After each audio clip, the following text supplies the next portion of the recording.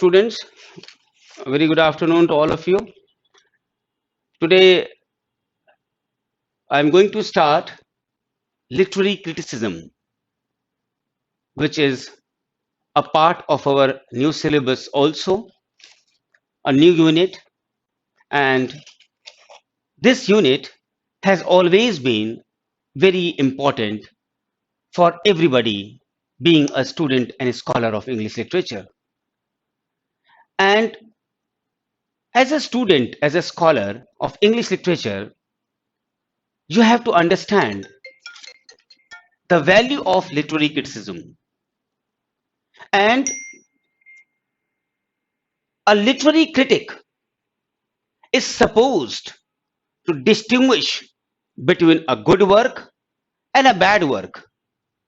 And because of that only, it helps us to recognize the good and the bad.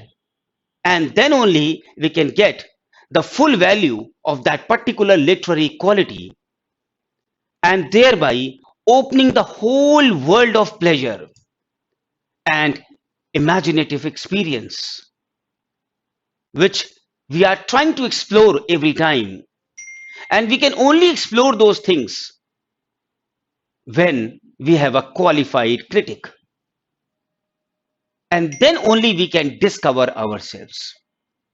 Suppose if you are being criticized, this means that you have a lot of quality in yourself.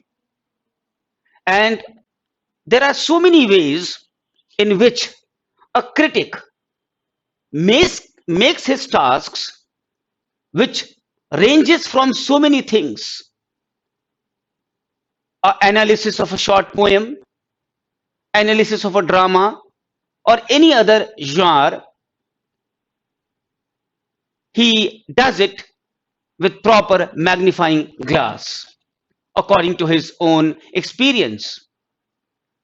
And the word criticism, which means judgment, and whoever is doing this judging is called a critic. In English literature, this word criticism has been used since the age of Dryden. And it was Dryden who first used the word criticism in the sense of any formal discussion of literature. एक work है जिसका नाम है The State of Innocence. So in the preface of The State of Innocence of 1677, Dryden himself has written that criticism, as it was first instituted by Aristotle, was meant a standard of judging well. In the same way, Pope's essay on criticism, here also the word criticism was firmly established in English literature.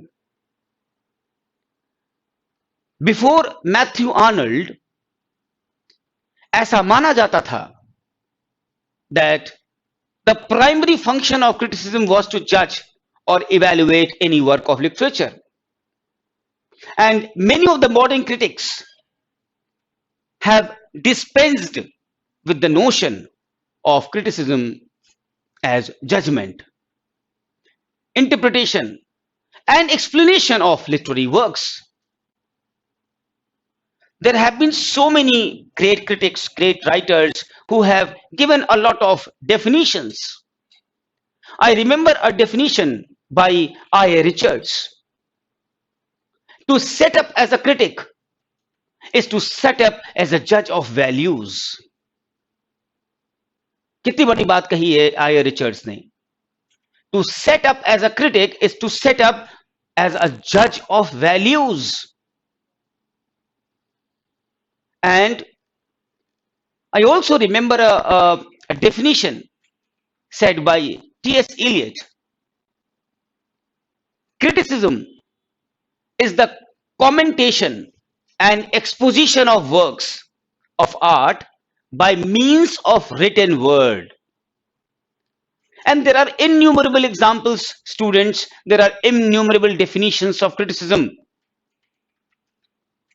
But every definition has something which is common: the passing of judgment or evaluation, the interpretation, the explanation of a literary work.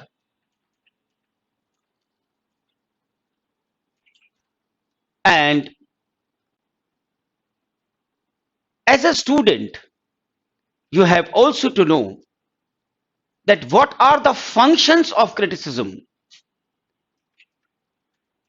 जिसको कहते हैं कि कौन सी चीज ऐसी है जो function of criticism की नहीं है, and that is fault finding, गलती निकालना. क्या होता है, कॉमन पार्लेंस में, लेमैन लैंग्वेज में, क्रिटिसिज्म को माना जाता है कि उसकी मीनिंग है fault finding, which is exactly not. So ये जो व्यू है कि criticism is equal to fault finding, it is outdated.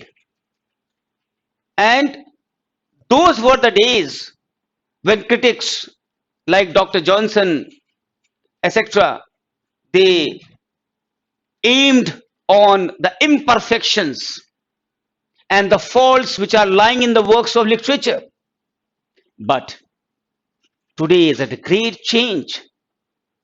Today the function of criticism is not to make the literature put in the prison or to make holes, but it is just an evaluation of an artist's work, not passionately but dispassionately, without any prejudices.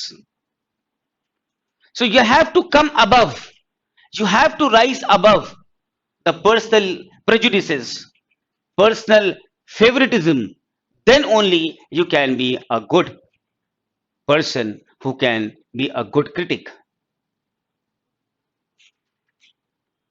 So अगर हम कहते हैं कि if fault finding is not to be the definition of criticism, so should we go to the other side of it?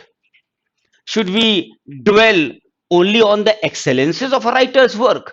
क्या हमें किसी writer के work की केवल अच्छाइयां देखनी है कि यह वर्क कितना एक्सेलेंट है? हमें एक्सेलेंट के साथ साथ उसकी प्रॉब्लम्स भी देखनी है, बोथ पार्ट्स. क्या हमें एडिसन के व्यू को फॉलो करना पड़ेगा? और एडिसन ने क्या लिखा है?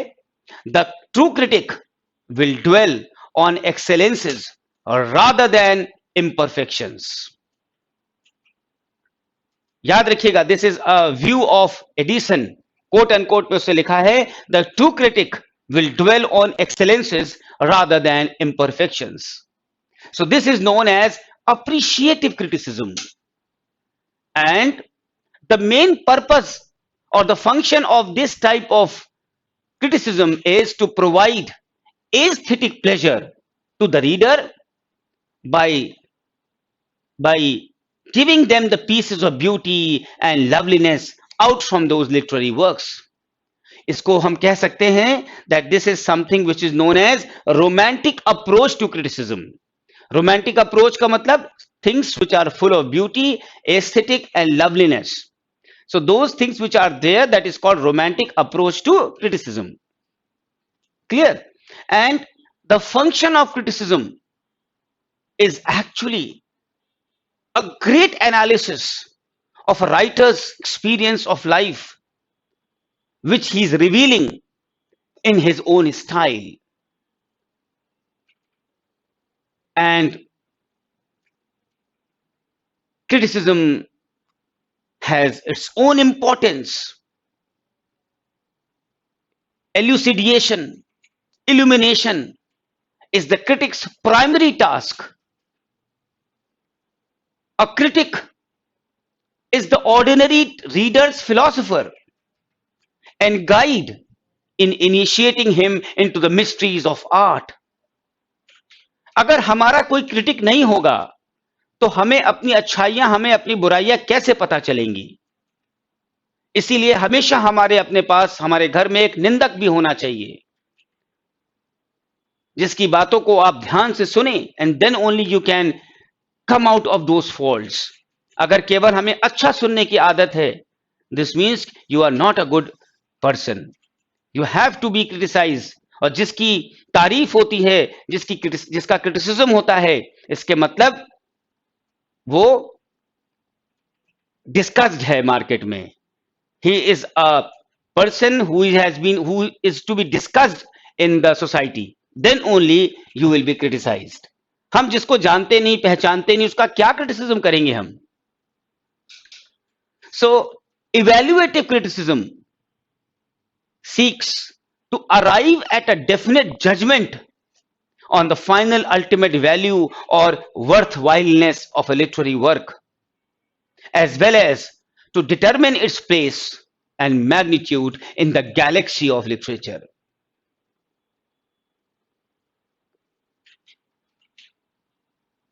Now, in short, I will also like to tell you कि एक क्रिटिक बनने के लिए हमें क्या जरूरत होती है. What are the qualifications to become a critic? It is very simple, students. You can also become a critic. I can also be a critic. But yes, there are certain fundamentals which you should possess. First of all, a good critic must be a man of exceptional sensitivity. उसके अंदर intuitive power होनी चाहिए, उसके अंदर instinctive power होनी चाहिए. किस चीज के लिए? To discover what is worthwhile in a piece of literature, and he should be able to convey that benefit very effectively, very clearly, and very lucidly.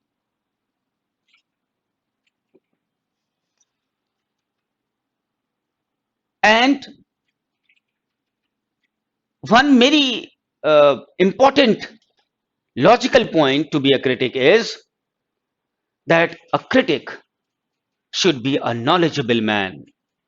He should be a well-read person, a person of deep learning, a person who has not only the knowledge of literature of his own country, but of the other countries as well.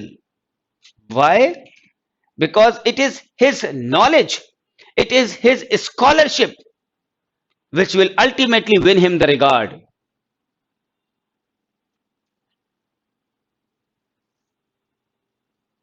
And the qualities required in a critic primarily are sensitivity, imagination, knowledge, and judgment. He should also possess a strong historical sense.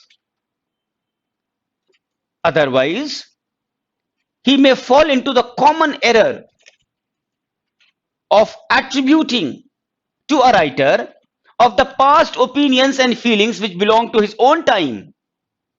मतलब कुछ नया नहीं बता पाएगा, और नया और craftsmanship के द्वारा ओरिजिनल क्रिटिक होने के लिए you have to be a well read person. जैसे मैंने आपको बताया कि क्रिटिसिज्म क्या है. So there are many principles of criticism also.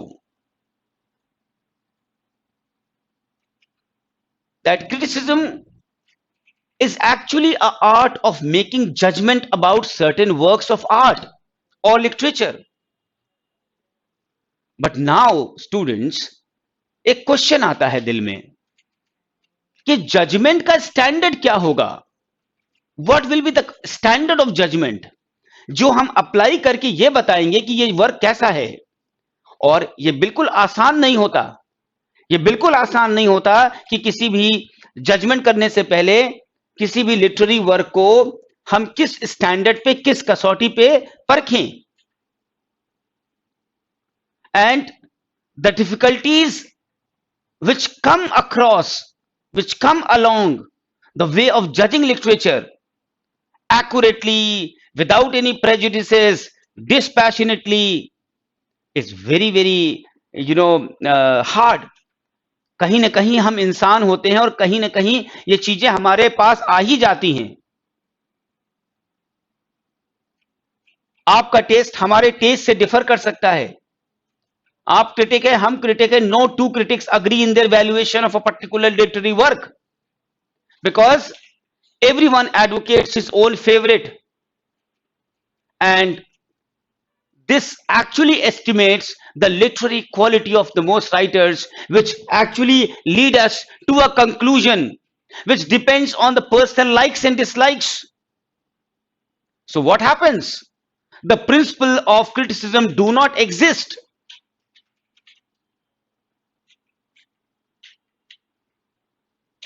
The fact that the work of master minds and the universal geniuses like Homer, Dante, Shakespeare, Milton have stood the test of time, and their works are the perennial source of solace, satisfaction, joy, which is assuring us that the principles of literary criticism can be formed out of these conflicting judgments.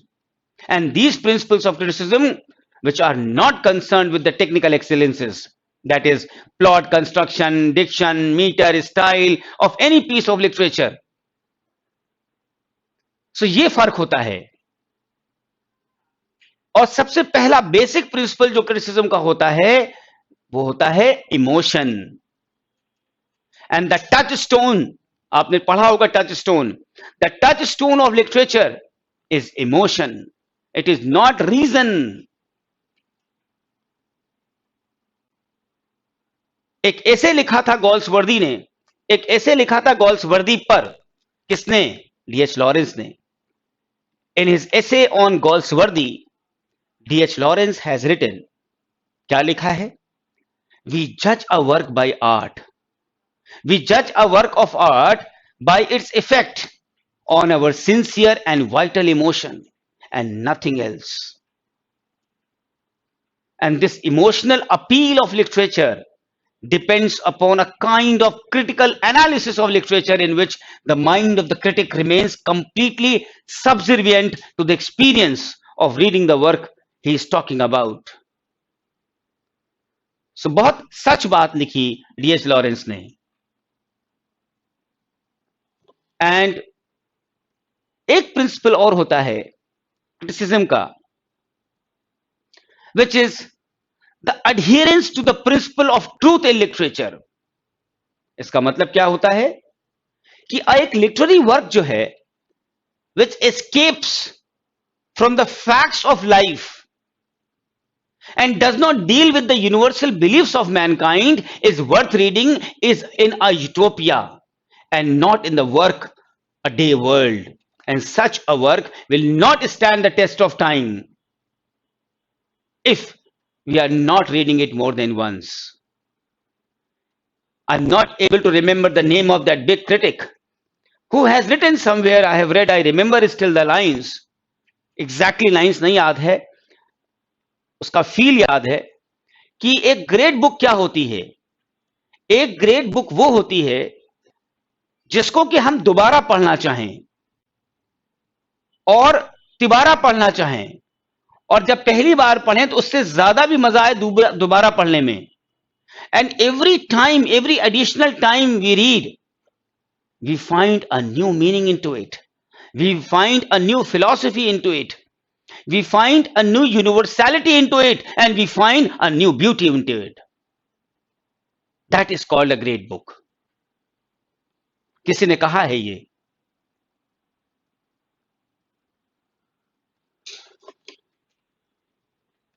And one more principle of criticism is that the writer's ability to communicate his feeling to a group of readers, मतलब many people.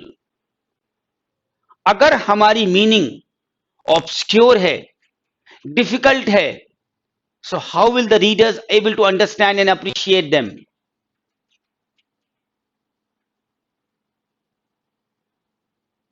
So a reader will like to feel that the writer has made a genuine effort to communicate with him, and then only he can win the heart of the readers.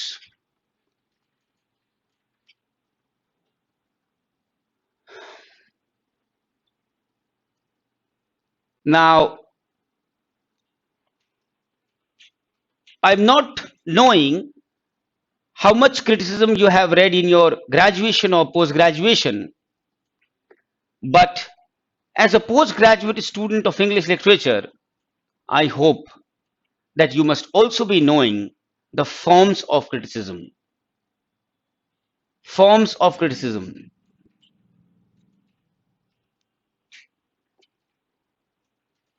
जैसे एक book है जिसका नाम है the literary critics, और ये book लिखा था जॉर्ज वॉटसन ने। जॉर्ज वॉटसन की बुक है the literary critics. He has divided criticism into three main kinds. Three.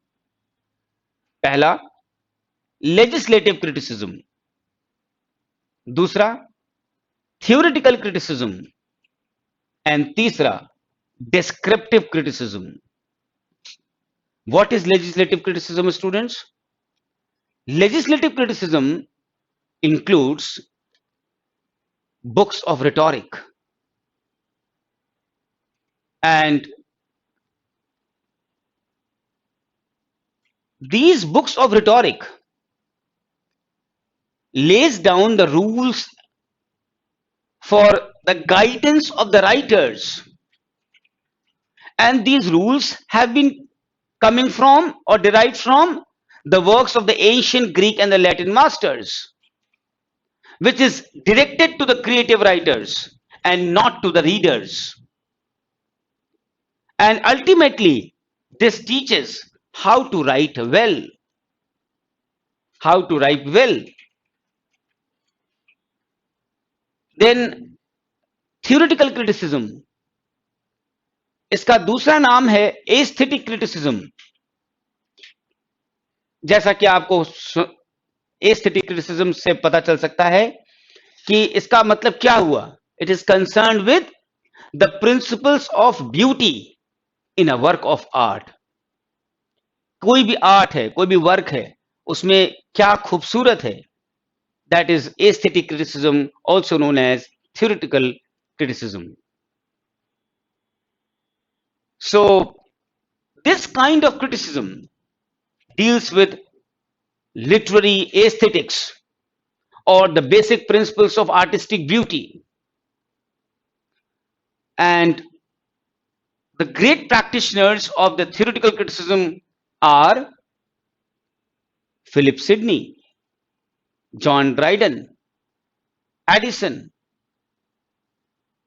Coleridge, Walter Pater, Oscar Wilde, I.A. Richards, and others. Then the third and the last comes descriptive criticism. What is descriptive criticism? Descriptive criticism is the art of analyzing works of literature that actually exists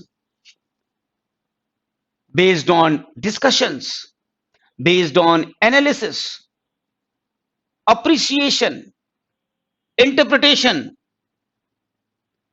of individual works.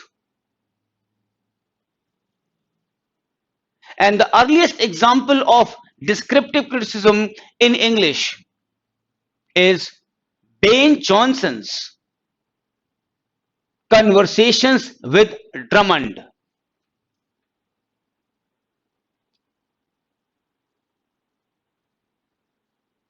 Dryden की अगर हम लें essay on dramatic poesy, it is a work of dramatic criticism. So These three forms of criticism, which I've just told you, have assumed a lot of distinctive forms in the hands of many critics. And we can also discuss some of the forms which is also important to be discussed here. So I'll just take a 1 minute break, come back to you soon.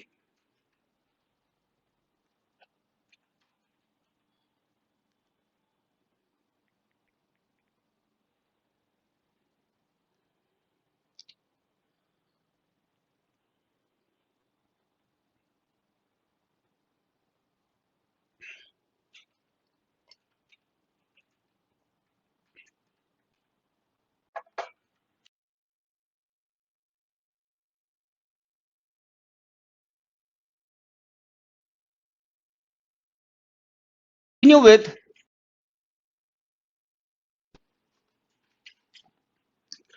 so to continue with is a criticism which is known as impressionistic criticism. Impressionistic criticism. ये क्या होता है?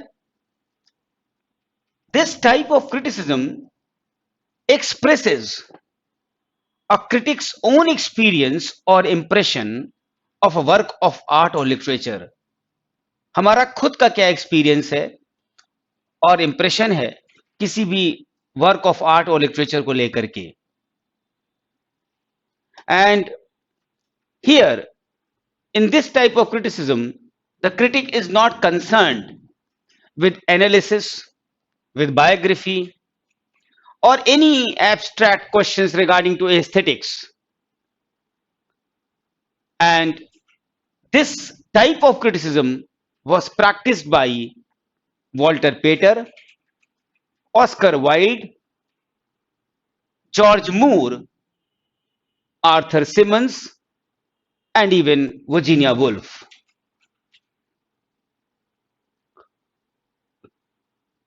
Then we have a criticism known as evaluative criticism. In such a type of criticism, we try to attempt and to evaluate the merit of any work in focusing the standard,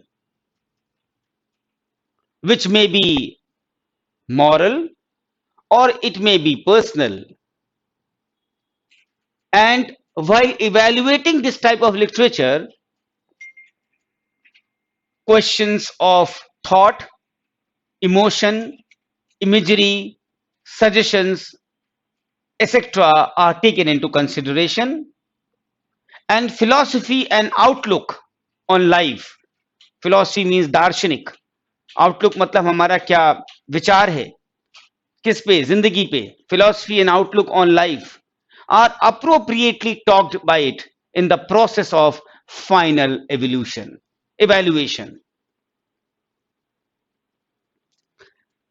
Then there is a very important criticism known as comparative criticism, where we compare.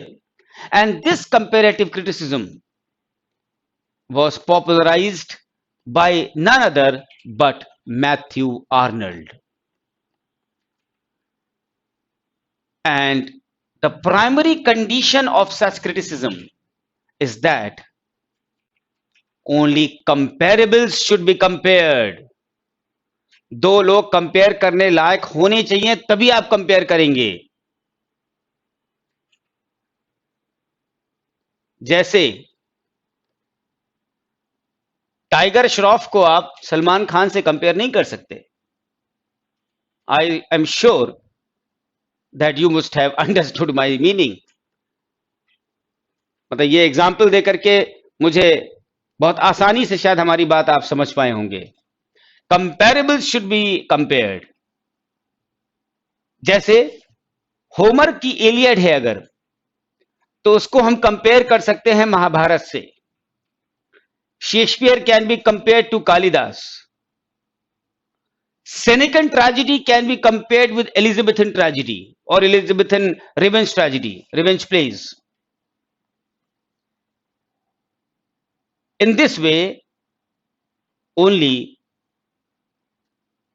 and we can compare it. The function of true criticism is to establish a beautiful hierarchy among the great artists of the past, as well as to test the production of the present. So this is comparative criticism. Now, there is another criticism which is also very important to know about it, known as biographical criticism. What is biographical criticism? This type of criticism seeks to know, to find out the personality of the writer behind the work. ये work है, उसके पीछे जो writer है उसकी personality को पता करना हमारा काम है, तो इसको कहते हैं biographical criticism. And this type of criticism establishes significant relations between the creator and his work. I am sure you must have understood. Dryden के बाद Dr. Johnson practiced biographical criticism in which of his work? The lives of the poets. And the greatest biographical critic was Sainte-Beuve, whose biographical critical essays appeared in the French journals. Correct. So next criticism is even more important, and you must have read it. बहुत काम पड़ता है इस प्रकार के criticism को जान के रखना, and that is known as Marxist criticism. Marxist criticism.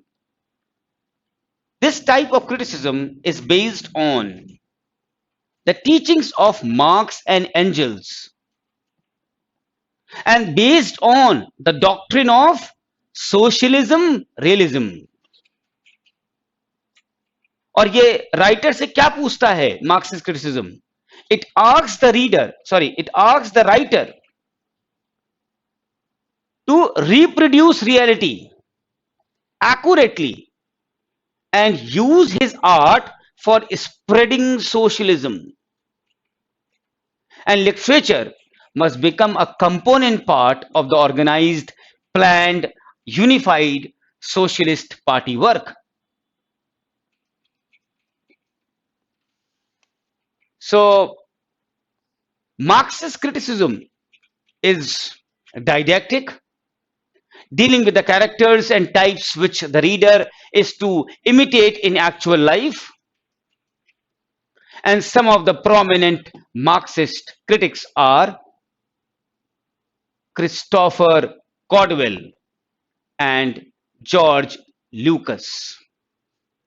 Christopher Caldwell and George Lucas. Now I'll tell you about a criticism known as archetypal criticism. Archetypal, which has become very popular in recent times and has derived its theory from two sources: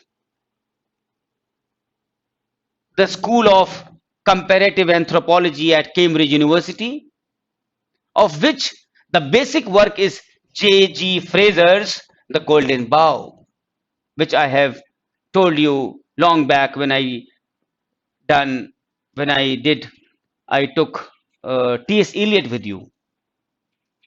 And second, the depth psychology of C.G. Jung, J-U-N-G, who applied the term archetype to the collective unconscious.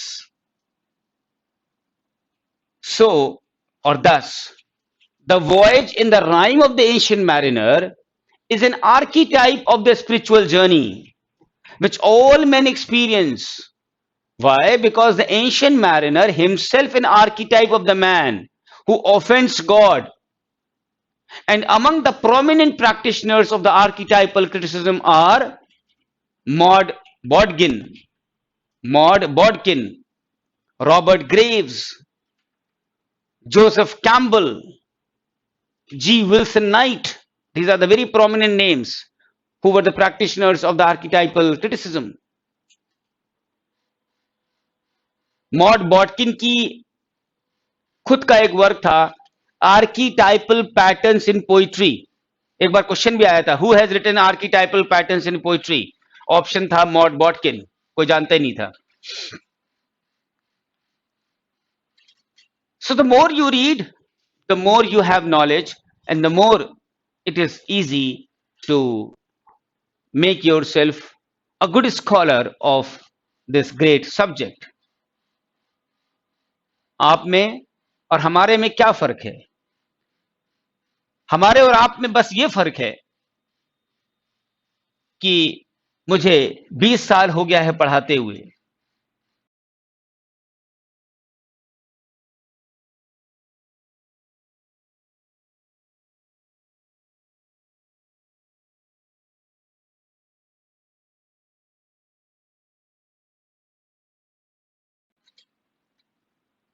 And today also, I learn so many things per day, and you have just started your career.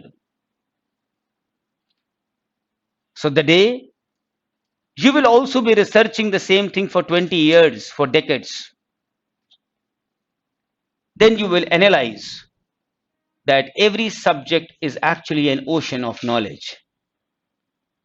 एक जिंदगी क्या कई जिंदगियां भी बीत जाएं तो हम चीजों पे कमांड नहीं कर सकते. सो जिंदगी तो छोटी सी मिली है, उसमें सब कुछ करना है, और with God's blessings you have been imparted by God so much that you cannot even imagine. I can say this thing with guarantee because I daily talk with so many students all over India, and they are so scared telephonically even to talk. Why? Because of dearth of the problems which they are facing. वो याद है आपको Thomas Gray की poem elegy written in the country churchyard? उसमें क्या कहा है Thomas Gray ने? There will be so many people who are dying in the graves because they could not get any recognition, they could not get any support, they could not get any recognition or help or brotherhood or feeling of sympathy, empathy. Otherwise, they could also become Newton, they could also become Shah Rukh Khan, they could also become Mahatma Gandhi, they could also become great stars of the country. So, thank God that you have been blessed with such an education, and the others, thousands of you of like you others who are only watching and not getting it.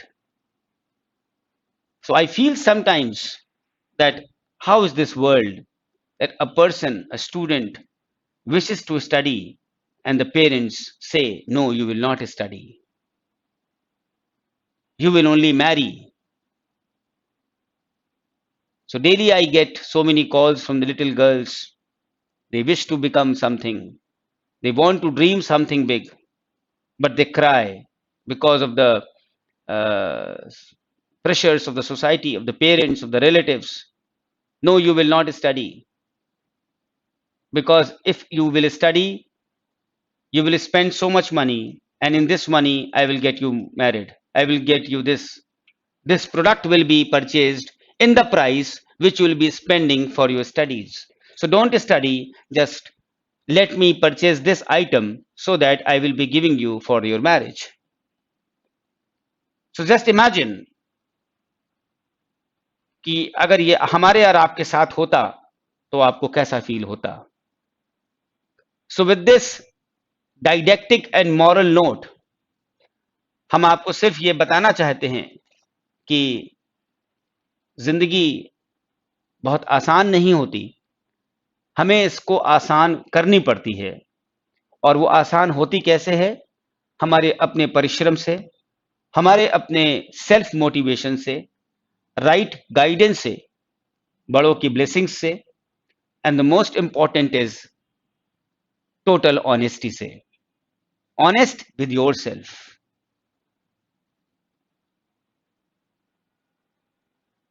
OSN academy, कभी कभी हम लोग बातें नहीं करते हैं. As you are all my students, you must not be knowing in detail about your own sir, Dr. Anurag Agarwal. कभी समय मिलेगा तो हमसे पूछेगा. जब बैच हम खत्म कर रहे होंगे तो एक दिन आपका होगा जब आप सिर्फ हमसे क्वेश्चन पूछेंगे और हम आपको आंसर देंगे. जितने भी क्वेश्चंस हो सकते हो लिख के रखिएगा. जितने भी क्वेश्चंस हो सकते हो लिख के रखिएगा. एक दिन आपका होगा और हम आपका जवाब देंगे और तब आपको बताएंगे कि कैसे लाइफ में कुछ बना जाता है.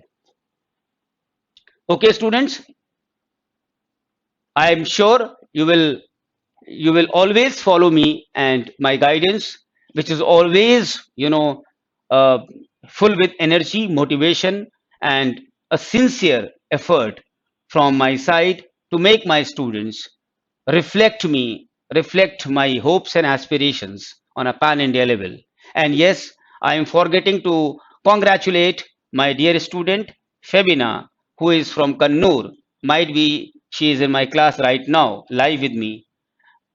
I am so happy that you have qualified your Karnataka set in the very first attempt, and she was so happy to have been my student, and I really wish her God bless you and wish you all the best that you may be able to qualify NET also and become assistant professor as my students have been doing. So this is called destiny, luck, hard work, and this girl Febina has always been motivated, always in touch with me through WhatsApp, and I have always been helping her. But how will you help somebody? When a student will be in touch with you, then only it is always a communication two ways. A communication or a help cannot be one way. So once again, congratulations from OSN Academy, Febina, and congratulations on behalf of all my students who are listening me here live all over India. And I hope that all my students someday or some other day will give me the news that, sir, I have qualified this exam and I have become assistant professor in this college or that college, which I have been doing since 2 decades. So students, today I'll just end here because it has again become very exhaustive. Criticism पढ़ाना बहुत आसान नहीं होता, क्योंकि अगर हम आपको ये चैप्टर आपके दिल तक पहुंचा पाए हैं सिंप्लिसिटी से, अच्छे तरीके से, then this means कि I am a winner and you have understood. So now I would only ask you one question before I start my other class at 4:15, the test series batch. So I would just ask you to write on the message box, yes sir, I understood 80%, 90%, 100%, 10%, 20%, whatever it is, so that I may feel that yes, जो पढ़ाया आपको वहां तक समझ में आ गया जो आज तक आपको शायद समझ में नहीं आया था. Okay students, just reply on the message box regarding this lecture today कि आपको ये lecture कैसा लगा और आपको समझ में आया तो कितना % समझ में आया. Okay, meet you again.